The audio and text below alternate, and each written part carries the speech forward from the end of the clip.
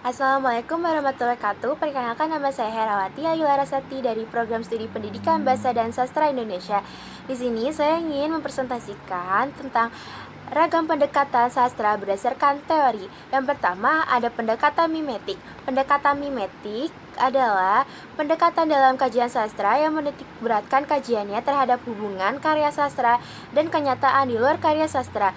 Pendekatan yang menghubungkan karya sastra sebagai imitasi dan realitas. Menurut Abrams tahun 1981, mimesis berasal dari bahasa Yunani yang artinya tiruan. Contoh pendekatan mimetik yaitu hubungan Siti Nurbaya dan realitas sosial, konflik antara golongan muda dan golongan tua, kawin paksa dalam sastra Jawa menurut Wicara Keras. Yang kedua, ada pendekatan ekspresif. Pendekatan ekspresif adalah pendekatan dalam kajian sastra yang menitikberatkan kajiannya pada ekspresi perasaan atau temperamen penulis. Menurut Abrams tahun 1981, karya sastra yang didasari oleh kenyataan penjelmaan jiwa yang kompleks tentunya mempunyai tingkat kerumitan komposisi yang lebih tinggi dibanding dengan karya sastra yang kering dengan dasar jelmaan jiwa. Kelebihan ekspresif yaitu kecenderungan untuk menyamakan secara langsung realitas yang ada dalam karya sastra dengan realitas yang dialami oleh sastrawan. Contoh pendekatan ekspresif yaitu ada di puisi Berdiri Aku karya Amir Hamzah dan novel Tarian Badai karya B.B. Triatmoko. Yang ketiga ada pendekatan pragmatik. Pendekatan pragmatik adalah pendekatan kajian sastra yang menitikberatkan kajiannya terhadap peranan pembaca dalam menerima, memahami, dan menghayati karya sastra. Itu menurut Abrams. Dalam praktiknya, pendekatan ini mengkaji dan memahami karya sastra berdasarkan fungsinya untuk memberikan pendidikan moral, agama, maupun fungsi sosial lainnya. Contoh pendekatan pragmatik yaitu tokoh Kita Sang Misterius dalam cerpen Tegak Lurus dan Langit, pembunuhan massal gerakan 30 September, dan kudeta Soeharto ditulis oleh John Rosa. Yang keempat ada pendekatan objektif. Pendekatan objektif adalah pendekatan yang memusatkan perhatian semata-mata pada unsur-unsur antara hubungan dan totalitas karya sastra. Menurut Abrams tahun 1978, konvensi tersebut misalnya aspek-aspek intrinsik sastra yang meliputi kebulatan makna, diksi, rima, struktur kalimat, tema, plot, setting, karakter, dan sebagainya. Jelas penilaian yang diberikan dilihat dari sejumlah mana kekuatan atau nilai karya sastra tersebut berdasarkan keharmonisan semua unsur-unsur pembentuknya. Pendekatan objektif contohnya yaitu Perempuan Perkasa karya Hartojo Andangjaya tahun 1973. Yang kelima ada pendekatan struktural. Pendekatan struktural dikembangkan oleh formalis Rusia tahun 1915 sampai 1930. Latar belakangnya membebaskan ilmu sastra dari kukungan ilmu-ilmu yang lain.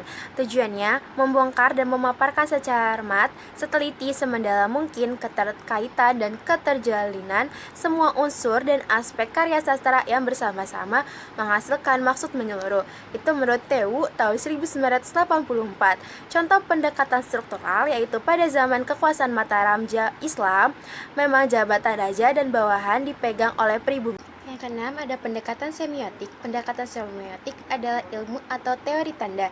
Dari sudut pandang dimasukkannya estetika di bidang semiotik, karya seni dapat dipahami sebagai tanda yang dalam kasus paling sederhana itu sendiri merupakan sebuah struktur tanda-tanda. Menurut Richard Wagner dalam Beardsley dan Schiller tahun 1967, semiotik komunikasi menekankan pada teori produksi tanda yang salah satunya mengasumsikan adanya 6 faktor dalam komunikasi yaitu pengirim, penerima, kode pesan. Nah, contoh pendekatan semiotik yaitu puisi doa yatim piatu karya Shirley Malinton. Yang ketujuh ada pendekatan sosiologi. Pendekatan sosiologi sastra merupakan perkembangan dari pendekatan mimetik. Pendekatan ini memahami karya sastra dalam hubungannya dengan realitas aspek sosial kemasyarakatan. Pendekatan ini dilatar belakangi oleh fakta bahwa keberadaan karya sastra tidak dapat lepas dari realitas sosial yang terjadi di suatu masyarakat. Menurut Supardi, Djoko Damono tahun 1979. Contoh pendekatan sosiologi sastra adalah novel Maha Mimpi Anak Negeri karya Suyatna Pamungkas. Yang ke-8 ada pendekatan resepsi sastra. Pendekatan resepsi sastra merupakan aliran sastra yang meneliti teks dalangan, mempertimbangkan pembaca selaku pemberi sambutan atau tanggapan. Berasal dari bahasa Latin yaitu recipere yang diartikan sebagai penerima atau penyambutan pembaca. Contoh dari pendekatan resepsi sastra yaitu Si Anak Singkong karya Khairil Tanjung. Yang ke-9 ada pendekatan psikologi sastra.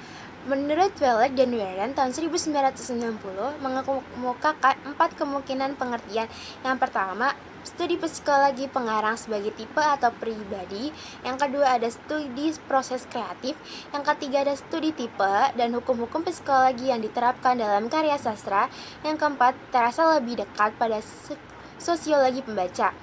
Contoh pendekatan psikologi sastra yaitu pengaruh revolusi terhadap kondisi dan perkembangan jiwa tokoh.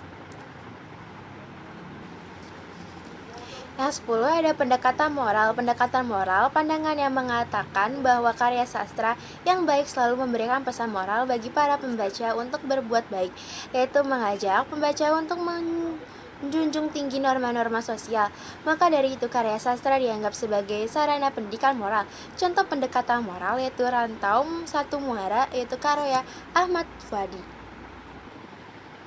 Yang ke-11 ada pendekatan feminisme, ialah salah satu kajian sastra yang mendasarkan pada pandangan feminisme yang menginginkan adanya keadilan dalam memandang eksistensi perempuan, baik sebagai penulis maupun dalam karya sastra.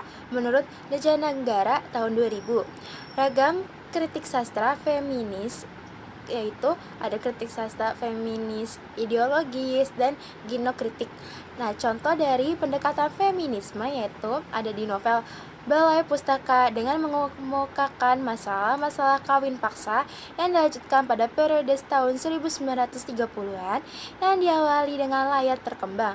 Ini adalah karya Sultan Takdir Alijah Bana. Sekian pemaparan materi dari saya, kurang lebihnya mohon maaf. Wassalamualaikum warahmatullahi wabarakatuh.